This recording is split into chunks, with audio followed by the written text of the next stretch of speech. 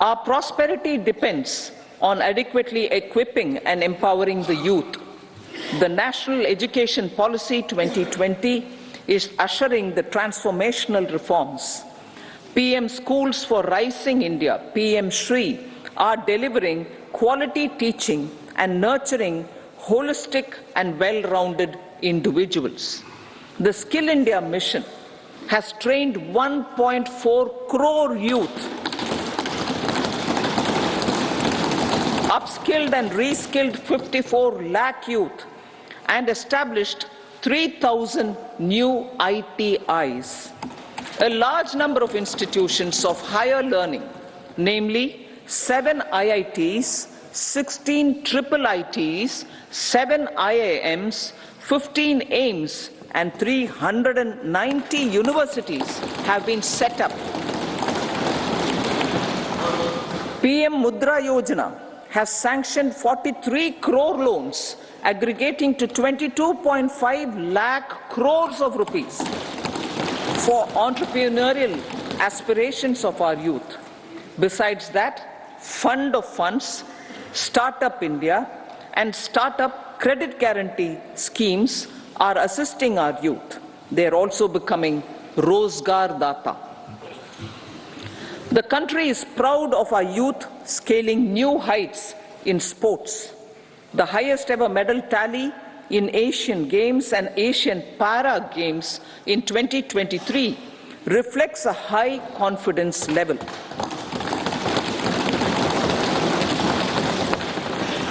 Chess prodigy and our #1 ranked player Pragyananda put up a stiff fight against the reigning world champion Magnus Carlsen in 2023. Today, India has over 80 chess grandmasters compared to little over 20 in 2010. Momentum for Nari Shakti. The empowerment of women through entrepreneurship, ease of living, and dignity for them has gained momentum in these 10 years. 30 crore Mudra Yojana loans have been given to women entrepreneurs. Female enrollment in higher education has gone up by 28% in 10 years. In STEM courses, girls and women constitute 43% of enrollment, one of the highest in the world. All these measures are getting reflected in the increasing participation of women in workforce. Making triple talaq illegal, reservation of 1/3 seats for women in the Lok Sabha and state assemblies, and giving over 70% houses under PM Awas Yojana in rural areas to women, and giving over 70% houses under PM Awas Yojana in rural areas to women as sole or joint owners have enhanced their dignity. Exemplary track record of governance, development, and performance. Besides delivering on high growth in terms of gross domestic product, the government is equally focused on a more comprehensive GDP, that is, governance, development, and performance. Our government has provided transparent, accountable, people-centric, and prompt, trust-based administration with citizen-first and minimum government, maximum governance approach. The impact of all-round development is discernible in all sectors. There is macroeconomic stability, including in the external sector. Investments are robust. The economy is doing well. People are living better and earning better, with even greater aspirations for future. Average real income of the people has increased by 50%. Inflation is moderate. People are getting empowered, equipped, and enabled to pursue their aspirations. There is effective and timely delivery of programs and of large projects. Economic management. The multi-pronged economic management over the past 10 years has complemented people-centric, inclusive development. Following are some of the major elements. 1. All forms of infrastructure, physical, digital, or social, are being built in record time.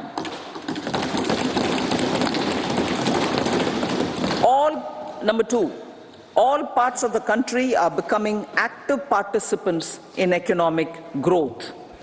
Number 3, digital public infrastructure, a new factor of production in the 21st century, is instrumental in formalization of the economy. Number 4, goods and services tax has enabled one nation, one market, one tax. Tax reforms have led to deepening and widening of tax base. Number 5, strengthening of the financial sector has helped in making savings, credit, and investments more efficient. Number 6, GIFT, IFSC, and the Unified Regulatory Authority, IFSCA, are creating a robust gateway for global capital and financial services for the economy. Number 7, proactive inflation management has helped keep inflation within the policy band. Now the global context, Honourable Speaker, sir. Geopolitically, global affairs are becoming more complex and challenging with wars and conflicts. Globalization is being redefined with reshoring and friendshoring, disruption and fragmentation of supply chains and competition for critical minerals and technologies. A new world order is emerging after the COVID pandemic. India assumed the G20 presidency during very difficult times for the world. The global economy was going through high inflation, high interest rates, low growth, very high public debt, low trade growth, and climate changes. The pandemic has led to a crisis of food, fertilizer, fuel, and finances for the world, while India successfully navigated its way. The country showed the way forward and built consensus on solutions for those global problems. The recently announced India-Middle East-Europe economic corridor is a strategic and economic game changer for India and others. In the words of Honourable Prime Minister, the corridor, and I quote, will become the basis of world trade for hundreds of years to come, and history will remember that this corridor was initiated on Indian soil. Unquote. Vision for Vikasit Bharat. Our vision for Vikasit Bharat is that of prosperous Bharat in harmony with nature, with modern infrastructure, and providing opportunities for all citizens and all regions to reach their potential. With confidence arising from strong and exemplary track record of performance and progress, earning Sabka Vishwas, the next 5 years will be years of unprecedented development and golden moments to realize the dream of developed India by 2047. The trinity of demography, democracy, and diversity, backed by Sabka Prayas, has the potential to fulfill aspirations of every Indian. As Honourable Prime Minister in his Independence Day address to the nation mentioned, I quote, "There is no dearth of opportunities, as many opportunities as we want. The country is capable of creating more opportunities. Sky is the limit." Unquote. Strategy for Amrit Kal.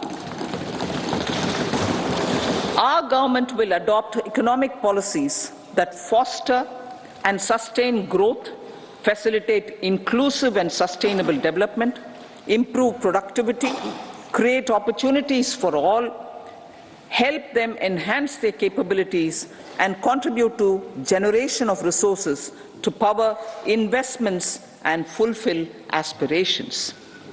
Guided by the principle, reform, perform, and transform, the government will take up next generation reforms and build consensus with the states and stakeholders for effective implementation. It is an important policy priority for our government to ensure timely and adequate finances, relevant technologies, and appropriate training for the micro, small, and medium enterprises, MSMEs, to grow and also compete globally. Orienting the regulatory environment to facilitate their growth will be an important element of this policy mix. Aligning with the Panchamrit goals, our government will facilitate sustaining high and more resource-efficient economic growth. This will work towards energy security in terms of availability, accessibility, and affordability. For meeting the investment needs, our government will prepare the financial sector in terms of size, capacity, skills, and regulatory framework. Aspirational Districts Program. Our government stands ready to assist the states in faster development of aspirational districts and blocks, including generation of ample economic opportunities. Development of the East. Our government will pay utmost attention to make the eastern region and its people a powerful driver of India's growth.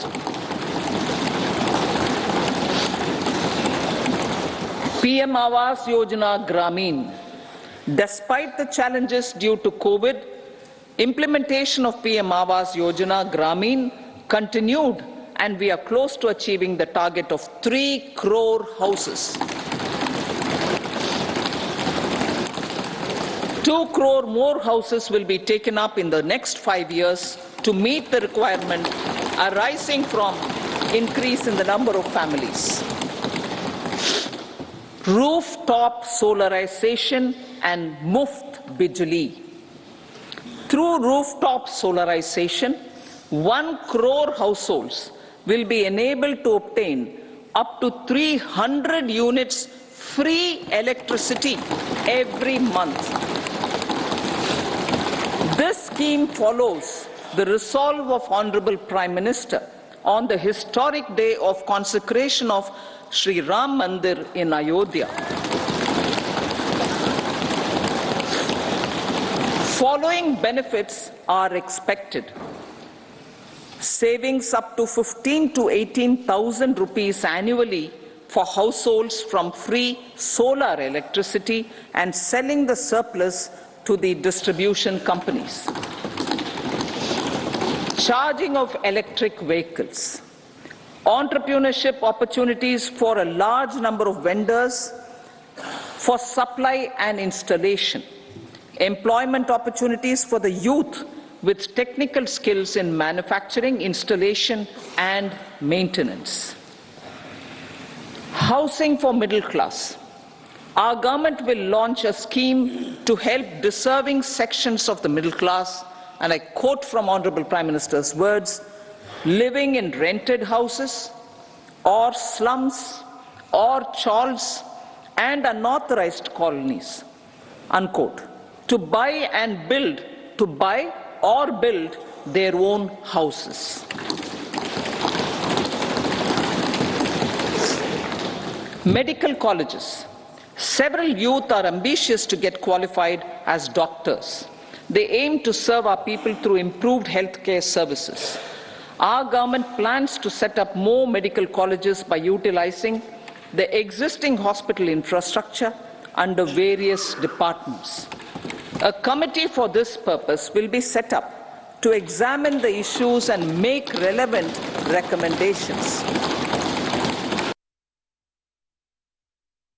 cancer vaccination. Our government will encourage vaccination for girls in the age group of 9 to 14 years for prevention of cervical cancer. Maternal and child health care will be brought under one comprehensive program for synergy in implementation.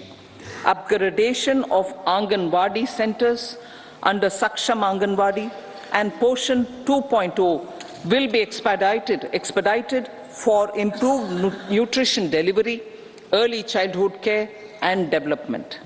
The newly designed U-Win platform for managing immunization and intensified efforts of Mission Indradhanush will be rolled out expeditiously throughout the country. Ayushman Bharat. Healthcare cover under Ayushman Bharat scheme will be extended to all ASHA workers, to all Anganwadi workers and helpers. Agriculture and food processing. The efforts of value addition in agriculture sector and boosting farmers' incomes will be stepped up. Pradhan Mantri Kisan Sampada Yojana has benefited 38 lakh farmers and generated 10 lakh employment. Pradhan Mantri Formalization of Micro Food Processing Enterprises Yojana has assisted 2.4 lakh SHGs and 60,000 individuals with credit linkages. Other schemes are complementing the efforts for reducing post-harvest losses and improving productivity and incomes. For ensuring faster growth of the sector, our government will further promote private and public investment in post-harvest activities, including aggregation, modern storage, efficient supply chains, primary and secondary processing and marketing and branding. Nano DAP. After the successful adoption of nano urea, application of nano DAP on various crops will be expanded in all agroclimatic zones. Atmanirbhar Oil Seeds Abhiyan. Building on the initiative announced in 2022, a strategy will be formulated to achieve Atmanirbharta for oil seeds such as mustard, groundnut, sesame, soya bean and sunflower. This will cover research for high-yielding varieties, widespread adoption of modern farming techniques, market linkages, procurement, value addition and crop insurance. Dairy development.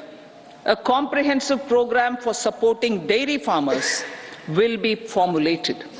Efforts are already on to control foot and mouth disease. India is the world's largest milk producer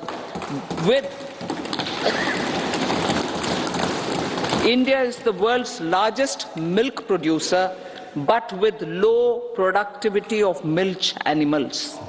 The program will be built on the success of existing schemes such as Rashtriya Gokul Mission, National Livestock Mission, and infrastructure development funds for dairy processing and animal husbandry.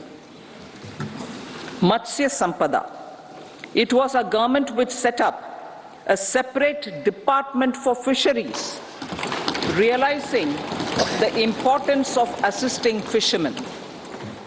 This has resulted in doubling of both inland and aquaculture production. Seafood exports since 2013-14 has also doubled. Implementation of Pradhan Mantri Matsya Sampada Yojana will be stepped up to 1. Enhance aquaculture productivity from existing 3 to 5 tons per hectare. 2. Double exports to 1 lakh crore rupees, and 3. Generate 55 lakh employment opportunities in the near future. 5 integrated aqua parks will also be set up.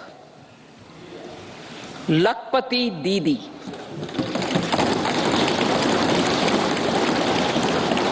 83 lakh SHGs. 83 lakh SHGs with 9 crore women are transforming rural socio-economic landscape with empowerment and self-reliance. Honorable Speaker sir, their success has assisted nearly 1 crore women to become Lakpati Didi already. They are an inspiration to others. Their achievements will be recognized through honoring them. Buoyed by the success, it has been decided to enhance the target for Lakpati Didi from 2 crores to 3 crores.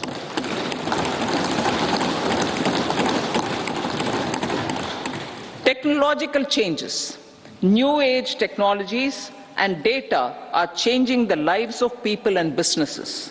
They are also enabling new economic opportunities and facilitating provision of high-quality services at affordable prices for all, including those at the bottom of the pyramid.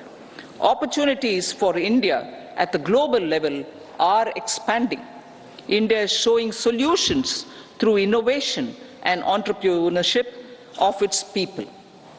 Research and innovation for catalyzing growth, employment, and development. Prime Minister Shastri, Prime Minister Lal Bahadur Shastri gave the slogan of Jai Jawan, Jai Kisan. Prime Minister Vajpayee, Atal Bihari Vajpayee ji, made that Jai Jawan, Jai Kisan, Jai Vigyan. Prime Minister Modi has furthered that to Jai Jawan, Jai Kisan, Jai Vigyan and Jai Anusandhan, as innovation is the foundation of development. For our tech-savvy youth, this will be a golden era. A corpus of 1 lakh crore rupees will be established with 50-year interest-free loan provided. The corpus will provide long-term financing or refinancing with long tenors and low and or nil. I repeat that sentence. The corpus will provide long-term financing or refinancing with long tenors and low or nil interest rates. This will encourage the private sector to scale up research and innovation significantly in sunrise domains. We need to have programs that combine the powers of our youth and technology. A new scheme will be launched for strengthening deep tech technologies for defense purposes and expediting Atmanirbharta. Infrastructure development. Building on the massive tripling of the capital expenditure outlay in the past 4 years, resulting in huge multiplier impact on economic growth and employment creation, the outlay for the next year is being increased by 11.1% to 11,11,111 crore rupees. This would be 3.4% of our GDP. Railways. 3 major economic railway corridor programs will be implemented. These are energy, mineral and cement corridor. Number 2, port connectivity corridors. And number 3, high traffic density corridors. The projects have been identified under the PM Gati Shakti for enabling multimodal connectivity. They will improve logistics efficiency and reduce cost. The resultant decongestion of the high traffic corridors will also help in improving operations of passenger trains, resulting in safety and higher travel speed for passengers. Together with dedicated freight corridors, these 3 economic corridor programs will accelerate our GDP growth and reduce logistic costs.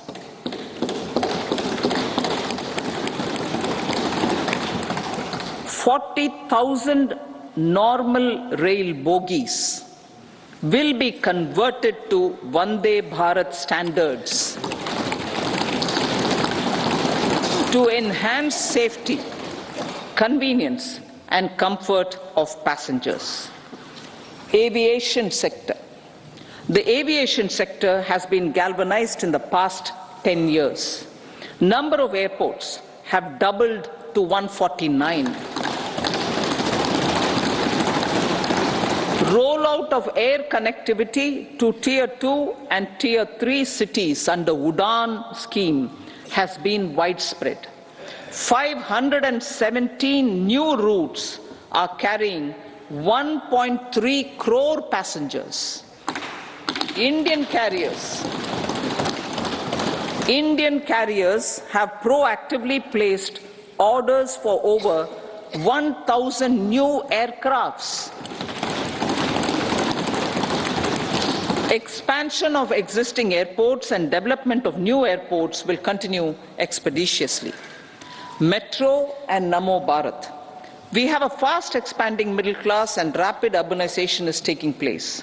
Metro rail and Namo Bharat can be the catalyst for the required urban transformation. Expansion of these systems will be supported in large cities, focusing on transit-oriented development. Green energy.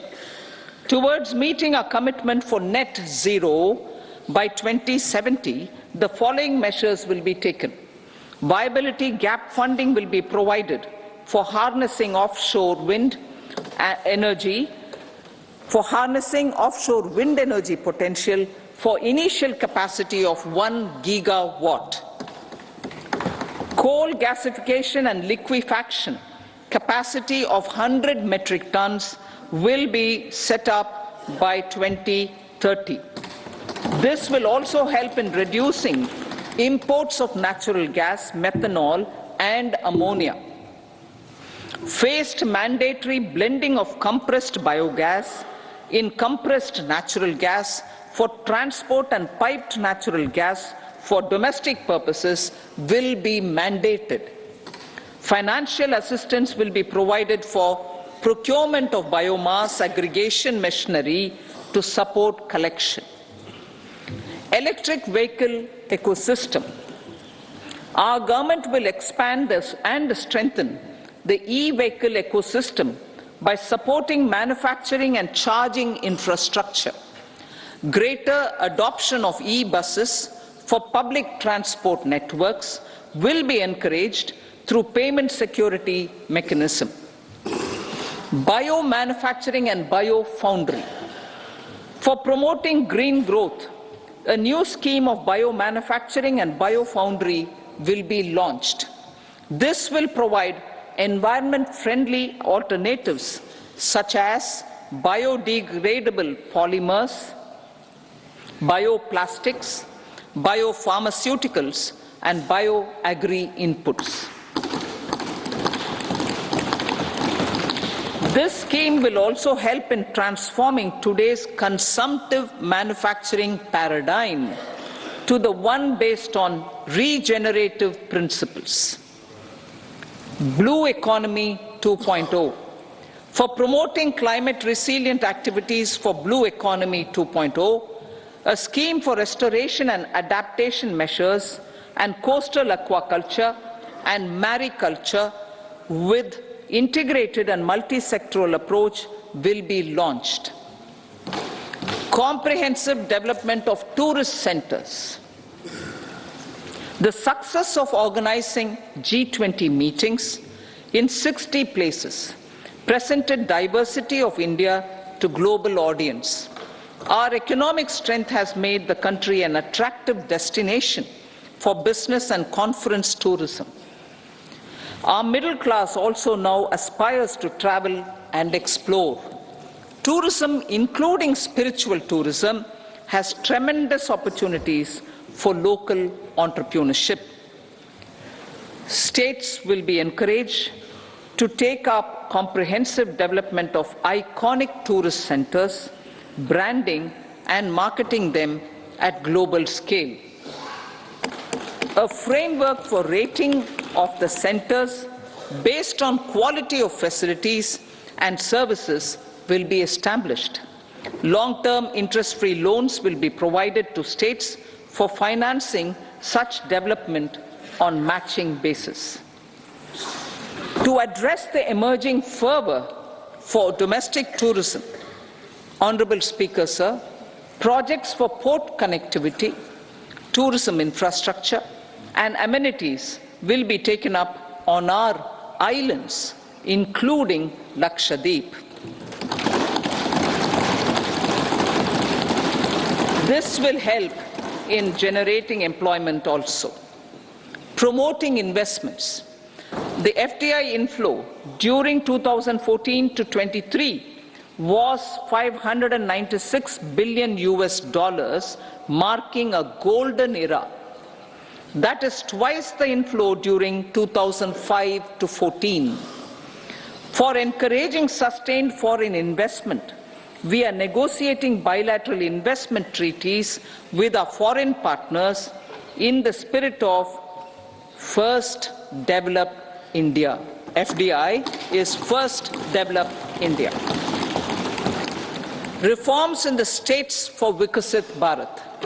Many growth and development enabling reforms are needed in the states for realizing the vision of Vikasit Bharat. A provision of 75,000 crore rupees as 50-year interest-free loan is proposed this year to support those milestone-linked reforms by the state governments. Societal changes. The government will form a high-powered committee for an extensive consideration of the challenges arising from fast population growth and demographic changes. The committee will be mandated to make recommendations for addressing these challenges comprehensively in relation to the goal of Vikasit Bharat. Amrit Kal as Kartavya Kal. Our government stands committed to strengthening and expanding the economy with high growth and to create conditions for people to realize their aspirations. Honorable Prime Minister, in his Independence Day address to the nation in the 75th year of our Republic, said, and I quote, "We commit ourselves to national development with new inspirations, new consciousness, new resolutions as the country opens up immense possibilities and opportunities. It is our Kartavya Kal." Unquote. Every challenge of the pre-2014 era was overcome through our economic management and our governance. These have placed the country on a resolute path of sustained high growth. This has been possible through right policies, true intentions, and appropriate decisions. In the full budget in July, Honorable Speaker, our government will present a detailed roadmap for our pursuit of Vikasit Bharat.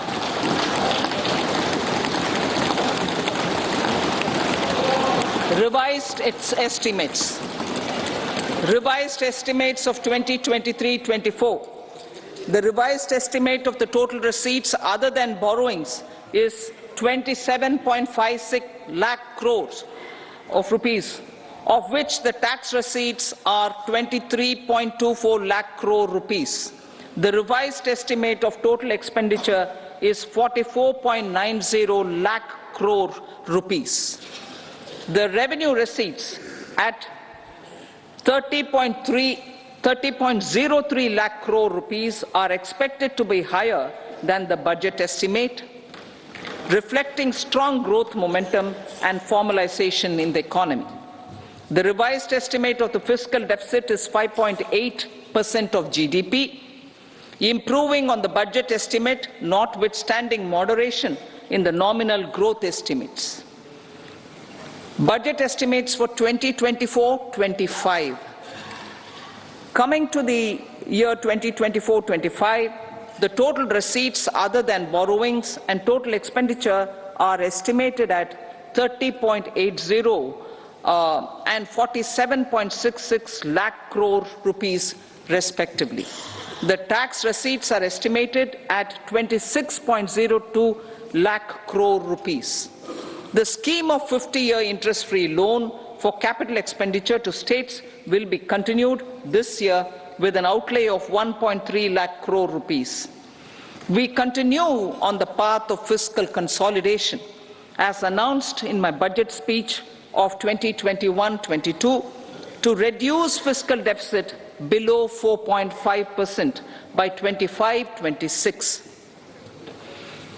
The fiscal deficit in 2024-25 is estimated to be 5.1% of GDP, adhering to that path. So the gross and net market borrowings through dated securities during 24-25 are estimated at 14.13 lakh crore rupees and 11.75 lakh crore respectively. Both will be less than that in 23-24.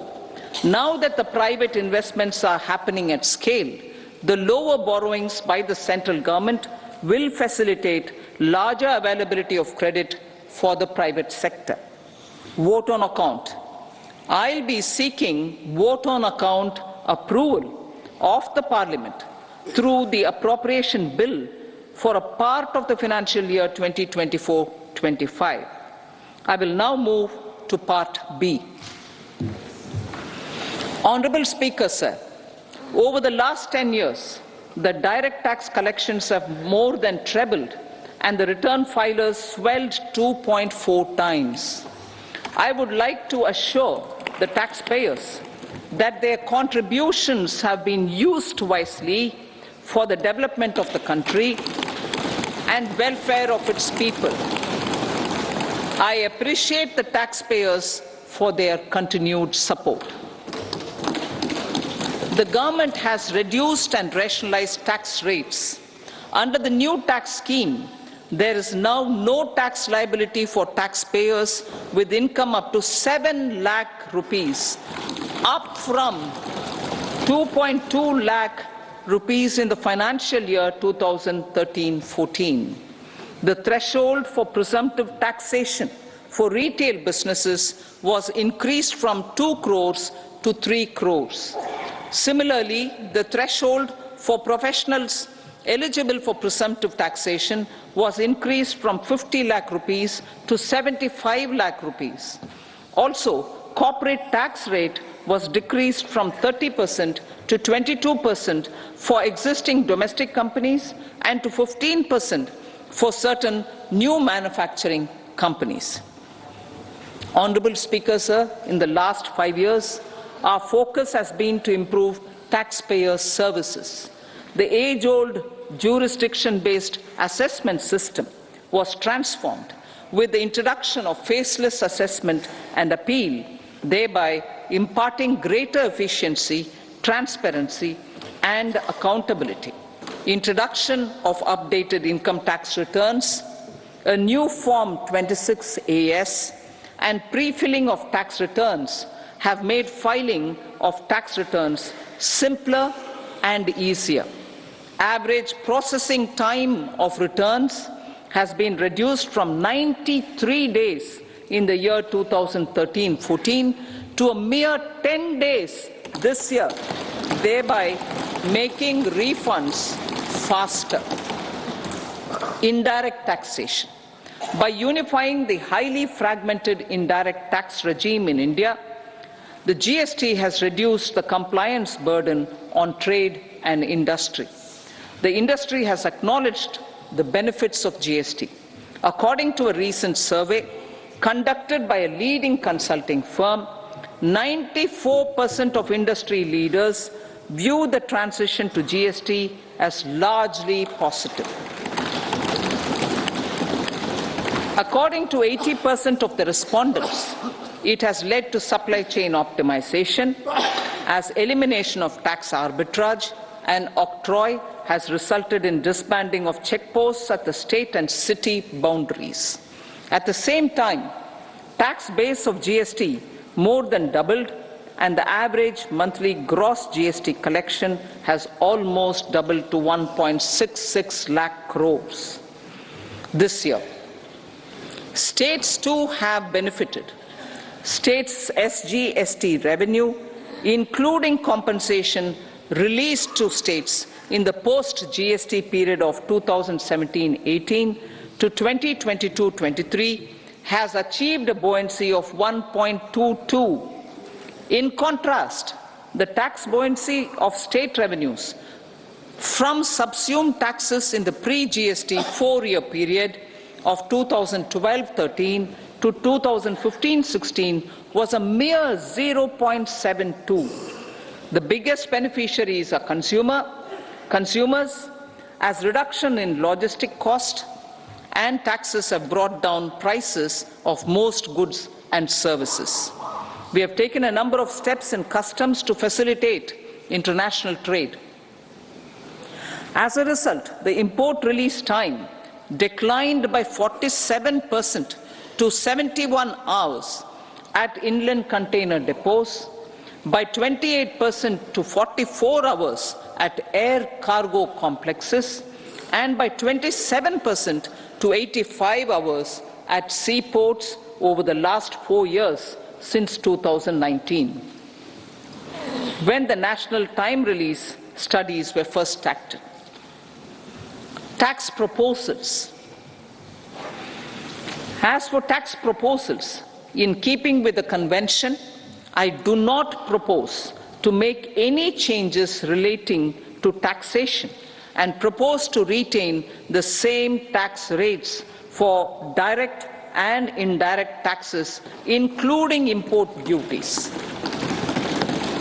However, certain tax benefits to startups and investments made by sovereign wealth or pension funds, as also tax exemption on certain income of some IFSC units, are expiring on 31/3/2024.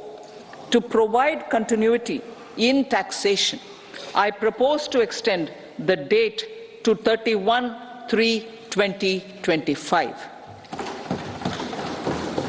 Moreover, in line with our government's vision to improve ease of living and ease of doing business, I wish to make an announcement to improve taxpayer services. There are a large number of petty, non-verified, non-reconciled or disputed direct tax demands, many of them dating as far back as 1962, which continue to remain on the books, causing anxiety to honest taxpayers and hindering refunds of subsequent years. Honourable Speaker, sir, I propose to withdraw such outstanding direct tax demands up to 25,000 rupees pertaining to the period up to financial year 2009-10 and up to 10,000 rupees for financial years 2010-11 to 2014-15. This is expected to benefit about 1 crore taxpayers. 1 crore taxpayers would benefit out of this. Economy then and now.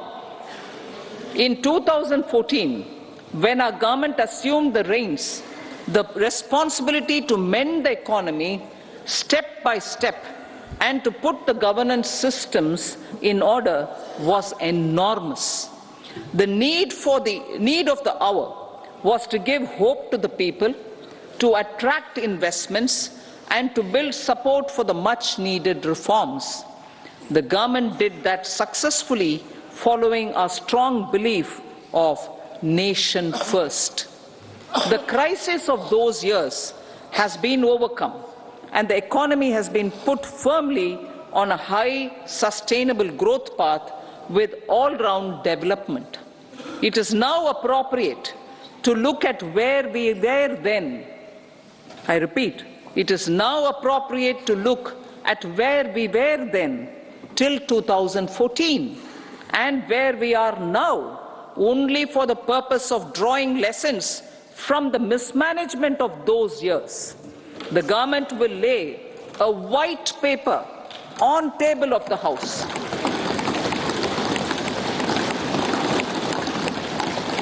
The exemplary track record of governance, development and performance, effective delivery and Jan Kalyan has given the government trust, confidence and blessings of the people to realize whatever it takes. The goal of Vikasit Bharat with good intentions, true dedication and hard work in the coming years and decades. With this, Honourable Speaker, I commend the interim budget to this august House. Jai Hind.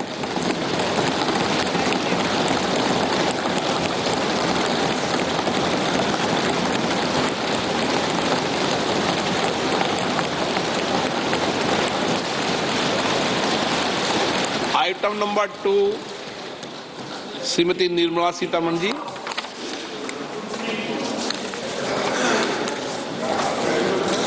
So, with your permission, I rise to lay on the table the following statements under Section 3(1) of the Fiscal Responsibility and Budget Management Act 2003, Medium-Term Fiscal Policy cum Fiscal Policy Strategy Statement and Macroeconomic Framework Statement. Item number 3, Srimati Nirmala Sitharaman ji. Sir, with your permission, I rise to move for leave to introduce the Finance Bill 2024.